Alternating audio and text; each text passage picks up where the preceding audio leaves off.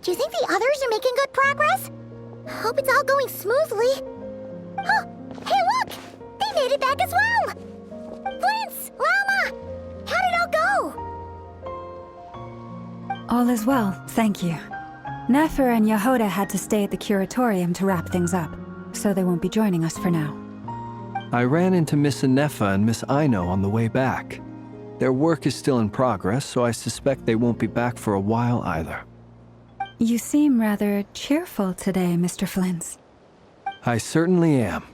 I achieved what I set out to do and came away with more than I bargained for.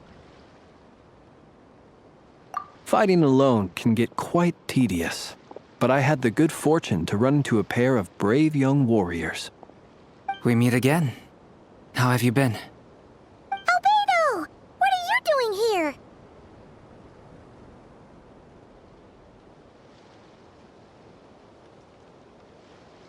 Thankfully, tracking you down turned out to be a lot simpler than we envisaged.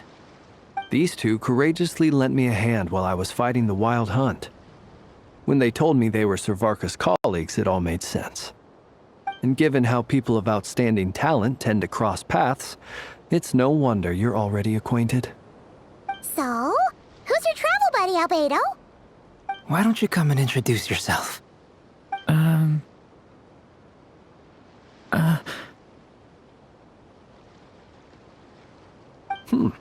A gentleman of few words, I see. And a rather stern countenance. I presumed you were acquainted with him. Is that not the case? It's nice to meet you. Again. We've technically met before. Wait a sec! You're Minnie Durin! That's right. It's me. I'm glad to see you again. By the way, he says it's okay if you drop the mini. Yeah, I'm not as mini as I used to be. Interesting, isn't it? The first step towards blending into human society appears to be reflecting on whether one's name really reflects who they are. Wow! You look so different! In a good way, of course. It's great to see you looking so healthy. Thank you, Paimon.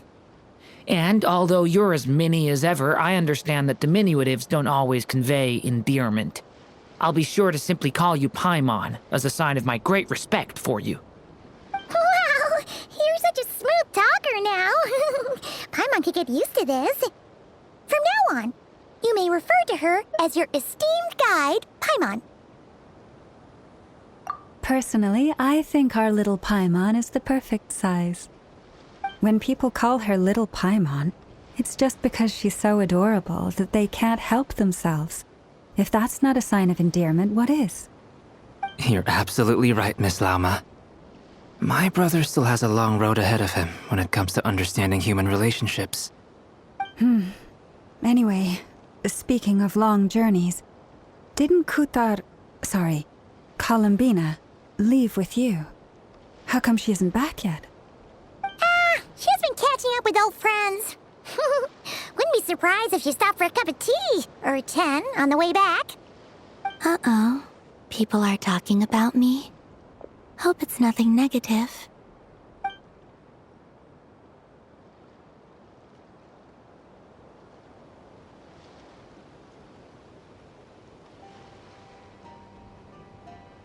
Judging from your expressions, I'm guessing it all went well? It's getting crowded here. I'll go grab some chairs. No need. This is a job for an alchemist. I'll whip some up momentarily. Thank you for your hospitality, ladies and gentlemen, but I was merely escorting my friends back. I'll be meeting Sandrone shortly, as we still have some things to discuss. It's been a pleasure, everyone. But this is where I'll say goodbye. We really appreciate your help.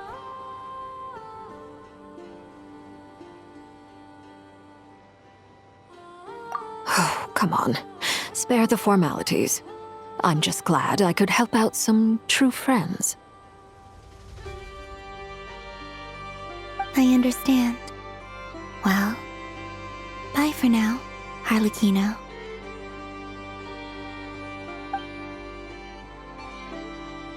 Oh, this place is hopping. It's probably a good thing one of us left. Otherwise, we might not fit all these people in. Are you saying we're about to run out of chairs? As a matter of fact, I am. Come on in and see for yourself.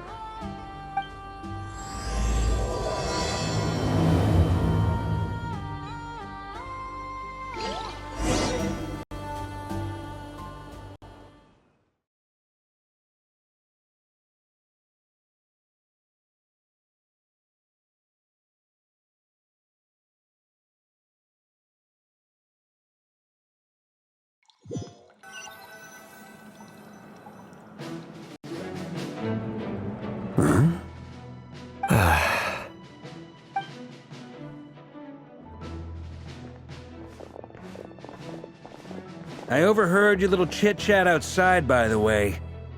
With Miss Columbina's colleague gone, we should be back to the original crew plus the other colleagues I brought in. Though, it looks like we have another new face. Someone else managed to rope in a colleague, too?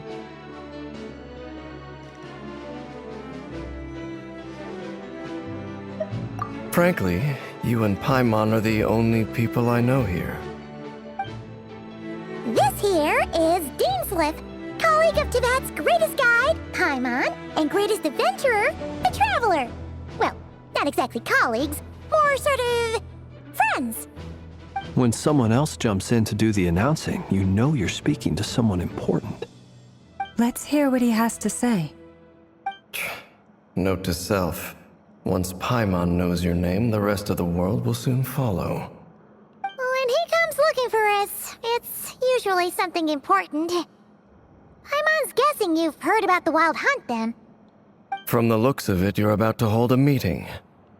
If I were to say that the Wild Hunt is our mutual enemy, would that earn me a seat at the table? As the saying goes, the enemy of my enemy is my friend. Mr. Dainsliff, there's a seat with your name on it. Though, I can't promise the same for everyone else. Hey, Albedo, think you can rustle up a couple more chairs? After all this time apart, Grandmaster Varka's first order is to rustle up a couple more chairs. I've missed this.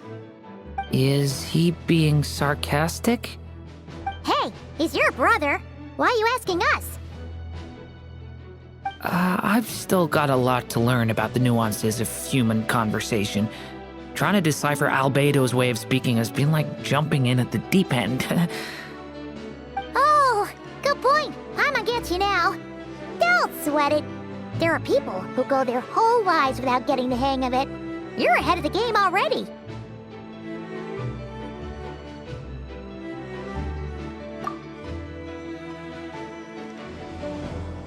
I wonder what's taking Nefer so long. Perhaps you should go and check in with her.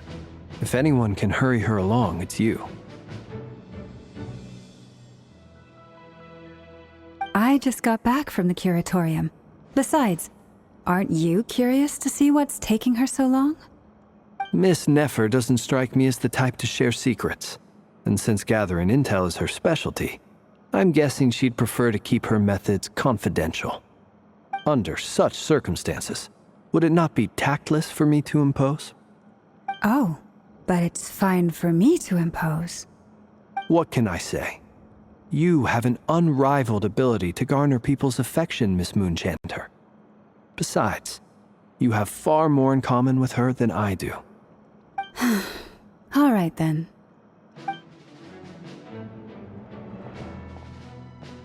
Impressive. She barely fought back at all.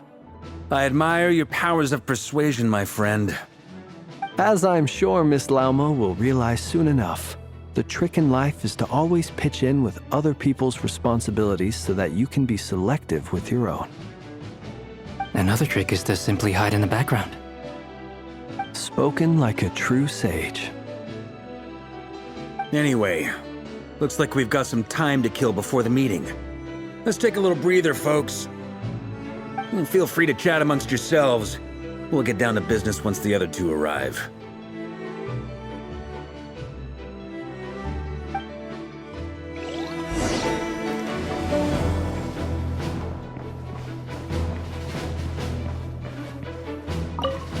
Truth be told, I can't remember the last time I was in a meeting with so many people. You're not alone there, my friend. The Lightkeepers also struggle to bring everyone together for a serious discussion. I don't doubt that. I've only ever met two Ratniki, one being you, and the other being that young guy, Itlua. Itlua is a good apple, I'll give him that. He's kind, honest, and regularly delivers supplies to my lighthouse. A true Ratnik to the core. In that sense, he puts me to shame. So you're what? A fake Ratnik?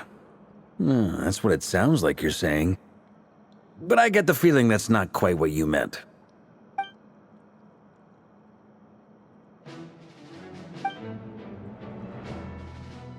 Come on, why the awkward silence? Sorry. I'm not even gonna bother trying to hide it. You've known all along, haven't you, my friend?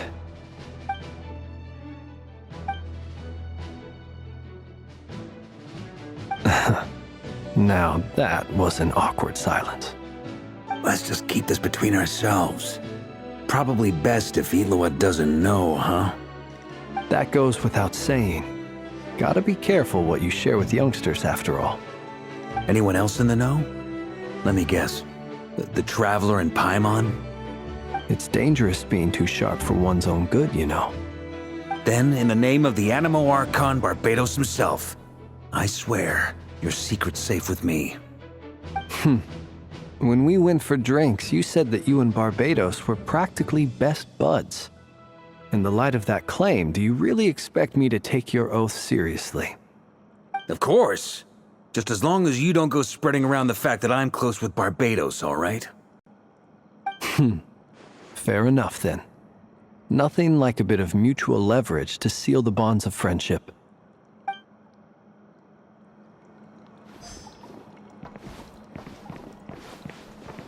Is there something you'd like to say to me? Yeah! For starters, why'd you just show up here without even giving us a heads up? If you think back to our previous interactions, you may recall that that's hardly out of character for me. You do have a point there.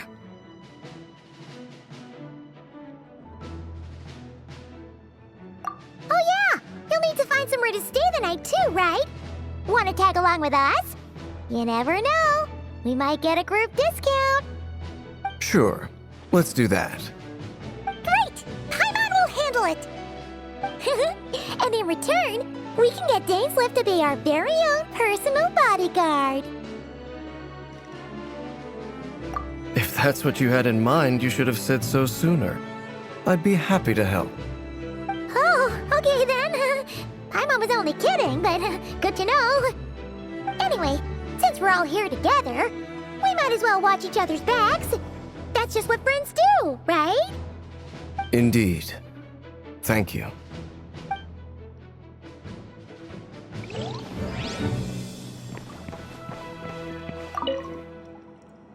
You're both awfully quiet. Why don't I start us off with an icebreaker? Much obliged. Have either of you ever had your portrait painted? If not, I'd be glad to help. That sounds like a lovely idea. You know how to paint, then? I dabble occasionally. He's an excellent painter. Tables, chairs, people, dragons, you name it. He'll paint it for you. I'm flattered. If I ever get the chance, I'd like to give it a try myself. I'll bear that in mind. Anyway, how about you, Durin? What sort of portrait would you prefer? Oh, I'd be fine with anything. Whatever style feels best to you. Very well. Then I'll play it by ear. You can replicate any style I want? I can try. If you show me a sample, I'll do my best to match it. Thank you. In that case, I'll dig up some reference material for you.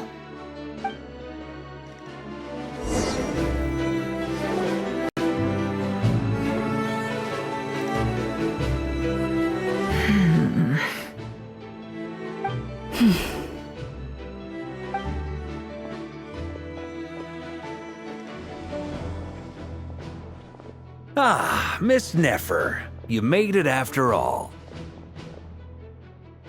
But what about Yehoda? I'm here to give you an update on how things are going on our end.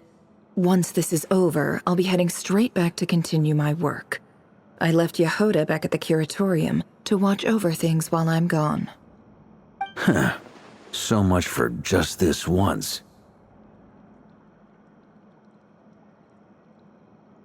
Not so loud!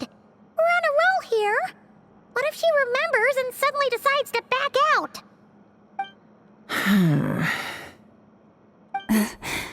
Did you say something, Mr. Varka? Huh? I didn't say anything. Right, Flints?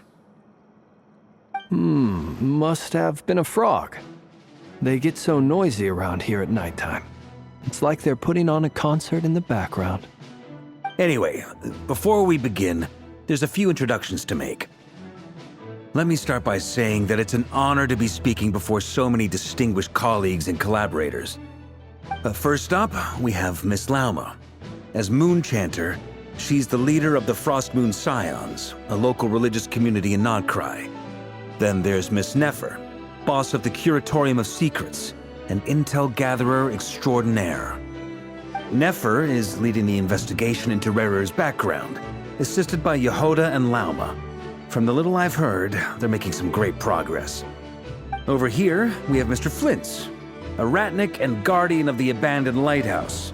In our last operation, he courageously distracted the Wild Hunt to buy time for the rest of us. For those of you who've never met, this is Mr. Albedo, a renowned alchemist and captain of the Knights of Favonius investigation team. By his side is a new face for us all, myself included, Mr. Durin, who has come to lend his aid.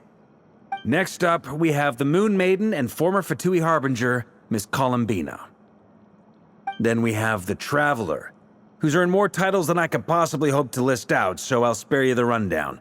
And Paimon, the ultimate travel companion and quite possibly the best guide in all of Tevat. Wow! That's a lot of people! Great turnout! Miss Nefer, it looks like you might have another job coming your way, so, congratulations on the booming business, I guess. You think I haven't got enough on my hands as it is? Who's looking for me now? That would be me, Miss Nefer. I have a commission for you. And you are? Who I am doesn't matter right now. What does matter is that I'd like you to gather more intelligence about the Recher of Solnari. Well, it's not as if we never take on anonymous commissions. But in your case, I'll have to decline. I'm gonna take a wild guess and say your job's probably more hassle than it's worth. Something about you seems like bad news. It's my eyes, isn't it? Conrian, I assume. And what's with the mask? Are you trying to hide your identity? In any case, the fact that you're even still alive raises an awful lot of questions for me. My name is Dainsleif, and yes, I am from Conria. As I'm sure you're aware, the Raker of Solnari's real name is Rerir. He was once an acquaintance of mine. Really? Then you must have been quite an influential figure yourself. You flatter me, but none of that matters anymore. My point was simply to clarify why I have asked Miss Nefer to investigate Rerir's background. So you're both from Conria, and it sounds like you used to be friends? What am I missing here? Surely you already know how he became one of the Five Sinners. I'll tell you everything I know. The history of Conria, the names and identities of the Five Sinners. I remember it all like it was yesterday. I have never spoken openly of this before, but the truth was exactly as people say. The Five Sinners were each driven by their own desires, and it was by playing upon these that the Abyss tempted them to their fall, tearing Conria apart in the process. The visionary, Vedifenir, who wished to foretell the future. The wise, Haroptatir, who sought limitless knowledge. Gold, Rhindaughter, who desired to create life. The foul, Sertologi, who pursued supreme strength. And last, but not least, Raker of Solnari, Rerir, Ravager of the Moon. Of the five, Rerir is the only one who remains a mystery to me. He never harbored grand ambitions, so what changed in the space of a single night? How did he come to fall like the others? In other words, you're saying that his change came as a shock to you, and you have no idea what actually happened? That's right. You mentioned how the Abyss tempted them, which led to their fall. But what did that look like in practice? And what other context can you give me about the events of that time? The more detail you can give me, the better. Strangely, now that it comes to it, I hardly know where to begin. The fateful night took place during the era of the Eclipse Dynasty. One day, my elder brother, the visionary, Vedifenir, was summoned to the palace by the Vinster King, only for the king to gouge out his eyes and cast him into the dungeons. When I came to hear of this, my fury knew no bounds. I gathered together every ally I thought I had, and together, we set a night to storm the palace and free Ved. Centuries on, the memories of that night still haunt me like a never-ending nightmare. We broke through the palace gates, just like we had planned, each striking towards our separate targets. But then, I was betrayed. Even Vedifenir, the very person I had come to rescue, abandoned me and partook of the Abyss's power. So, it's personal after all. Then tell me, Mr. Dainsleif, what price are you willing to pay? You, of all people, must know that nothing comes for free. I cannot say what price would be worthy of such a commission. But know this. Rerir was not always a madman. Believe it or not, there was a time when he was just an ordinary man, working for the Conrian Intelligence Service. Uncovering the truth of Rerir's past is the only way to unravel this mystery. But before you decide if you will accept my commission, I will tell you more about him. Enough, I hope, to help you plan your next move. Sounds pretty good to me. Feels like we just flagged down a random passerby, only to discover he's actually a master strategist who has a score to settle with our enemy. Can I borrow your halo? It could be useful in the lighthouse. Hey, enough with the wisecracks! Besides, isn't that lamp of yours bright enough already? Relax. It was meant to be a compliment. If that was a little over the top for your liking, I'll make sure to tone it down next time. I'll give your proposal some serious thought, Mr. Dainsleif. Let's speak in private once the meeting is over. Before that, there's a few things I'd like to share.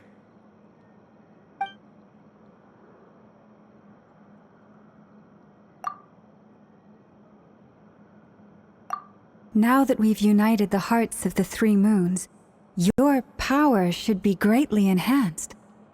But it seems like that hasn't happened yet. I believe it will take a little longer. You've done so much for me, so I want to be completely honest with you all. Even though I'm doing a lot better now, the truth is, my recovery will likely be an ongoing process. From the moment I was born, my power has been slowly ebbing away. And that is because Tevat has never accepted me. Even with the moons united as one, it seems my rejection cannot be undone. So far, I have yet to find a solution. It may turn out to be a problem that will plague me until the day I finally leave this place behind.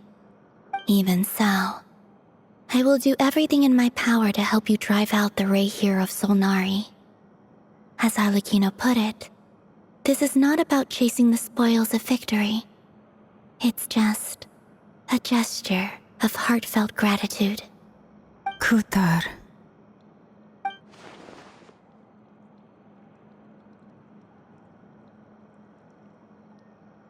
Defeating the Ray here of Solnari will be no easy task. While my strength slowly recovers, we'll also need to gather more intel. Naturally. We should take all the help we can get if we hope to defeat him. We've considered several viable plans now, but our choice hinges on the answers to a few key questions. Is it even possible to kill Rerir? What experiences shaped the person or monster he became? And what's he really after? Given Albedo's expertise in alchemy, I think we should leave him to try and answer the first of these questions. Understood. As for the other two, I'm afraid we'll have to count on you again, Miss Nefer. Believe me when I say it's not my wish to burden you. But right now, relying on your skills is our only option. So you're placing all your hopes on me, huh? We can't thank you enough for agreeing to help us. Honestly, I can hardly believe how lucky we are. You sure have a talent for changing your tune, Miss Moonchanter. Timid like Yehoda one moment, then flinches insincere flattery the next. Ladies, please. I must object to your portrayal of me. That's all. Feel free to keep bickering. Just pretend I'm not here.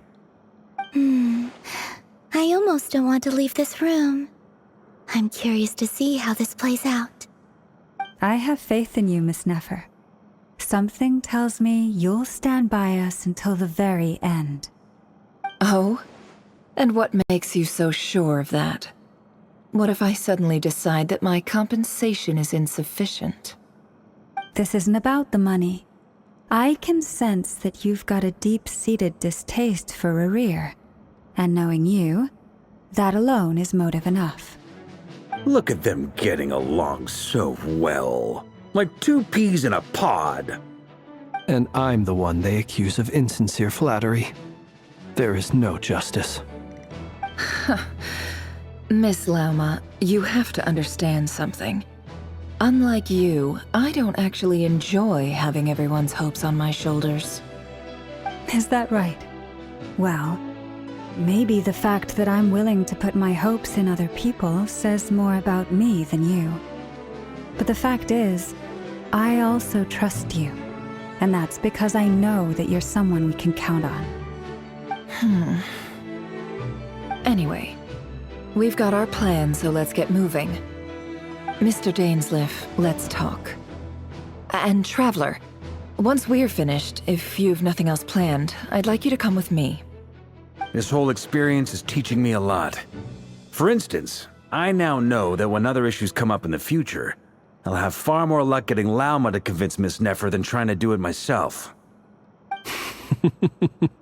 Hate to say it, friend, But that's one of the funniest things I've heard in a while. Why? You think I've got it wrong? Quite the opposite. But what makes it so hilarious is how long it's taken you to realize.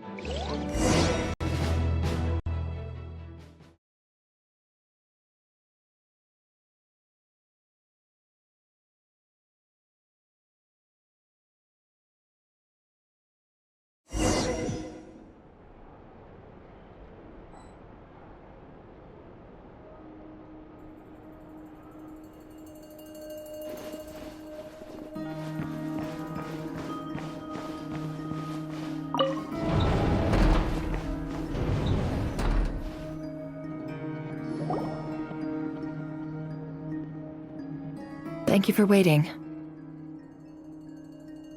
It's okay. We actually used the time to help Dainsliff get a room at the hotel. That's very considerate of you. Now, I trust you share my curiosity about Rarier's past, and you seem fairly familiar with Mr. Dainsliff already.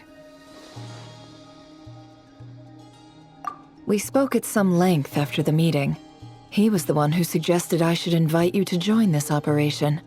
He feels confident that these secrets will be safe with you. Dane has a lot of faith in us, that's for sure. Likewise. I appreciate that you got right on board without interrogating me about why I invited you. It shows that you trust me to explain everything in due course. That's because we know what you're capable of. We appreciate you too, Nefer. You might have been forced to help in the beginning, but this time, it was your choice. That's one way to put it. Another is this, that once a decision's been made, it's set in stone. After that, my only goal is to see it through. Alright, so here's how it is. I'm going to access Rarier's thoughts again using my confidential method. Now, I'm sure you've seen things like this before on your travels, so you're surely well aware of how dangerous it can be. The reason I've gathered you all here is to ensure my safety during the proceedings. I plan for us to enter the fragment of his consciousness together, and once inside, I will focus on searching for information. Think of this as a diving expedition into someone's brain. If I'm the diver, you are my safety equipment, tasked with keeping me alive while I'm under the surface. Once the ceremony begins, we will all be spying on privileged information. But in the interests of safety, you must remain absolutely silent at all times. We will discuss our observations after the ceremony has concluded. Lastly, any individuals of a weaker constitution are advised not to partake in the ceremony. In any case, Paimon has her own job to do, which requires staying in the room but not joining the ceremony.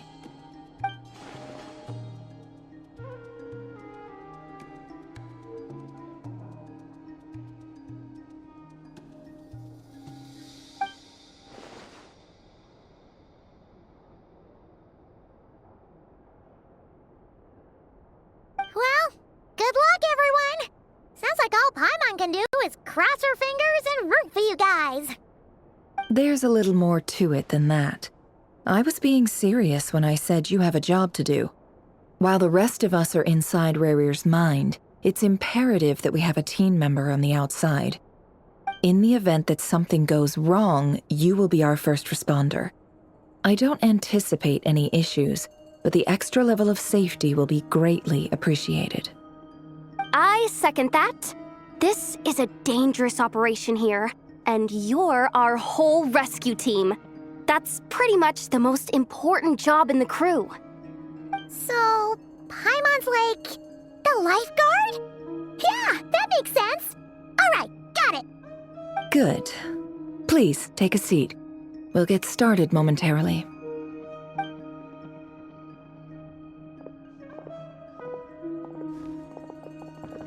So, did Mr. Dainsleif tell you anything else? He told me that he believes Rarier kept some big secrets in his life. He's not sure that they were the cause of his eventual downfall, but he's asked me to uncover what those secrets were all the same. But surely you're not planning to go through with this, no matter the cost. If you think that, you'd be overestimating me. I'm a businesswoman, not a mercenary. But I do have my own professional reasons for taking this job. You think I'd turn down the opportunity to get a first-hand glimpse into Conrian history? No chance. Well, as long as you don't let morbid curiosity get in the way of safety concerns, we're good. We'll do whatever we can to help you. You're such a killjoy.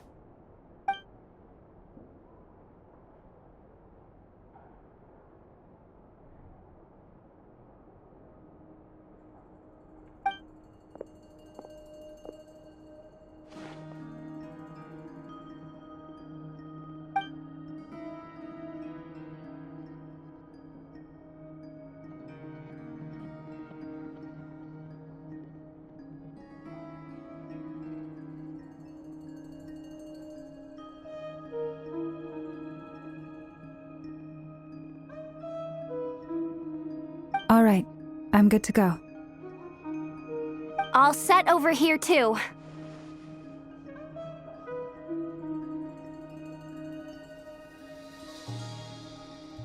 Promise, Paimon, you'll be extra careful.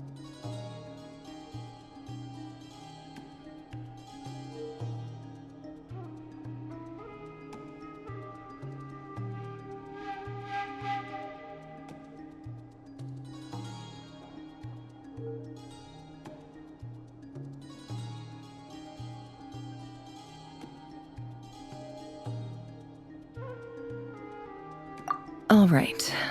Let your whole body relax. We're about to begin. Close your eyes.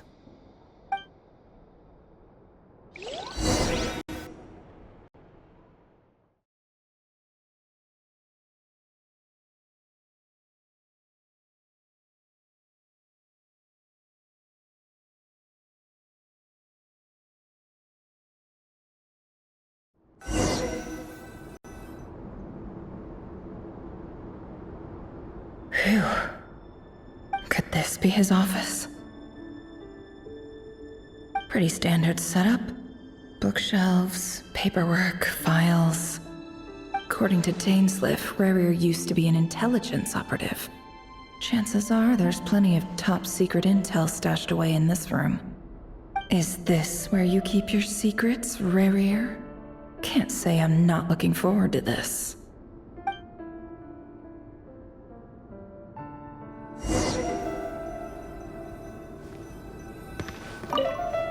He looks even gloomier than last time. I wonder what's changed.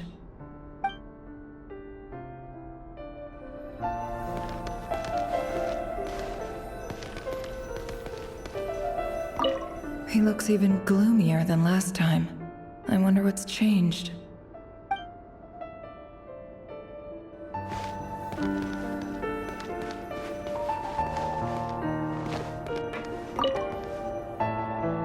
A file tucked inside a folder. The title reads, Dear Breakfast Shop Owner. It's a list of names. But at this stage, I have no idea who any of them even are.